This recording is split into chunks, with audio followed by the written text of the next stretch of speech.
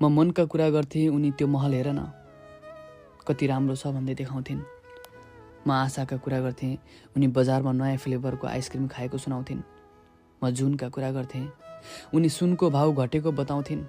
High भन्दा भाइ भन्थिन्, के छ खबर भन्दा तिर्दिने हो ऋण छ भन्थिन्। वाक्क दिक्क लाग्थ्यो कहिलेकाहीँ।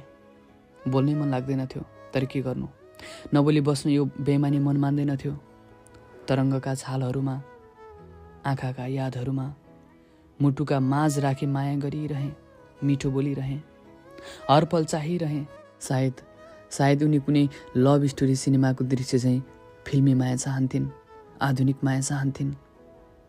माफ गर डियर, मैले तिमीलाई आधुनिक माया गर्न सकिनँ। तिम्रो धड्कनलाई महसुस हुने गरी माया व्यक्त गर्न सकिनँ।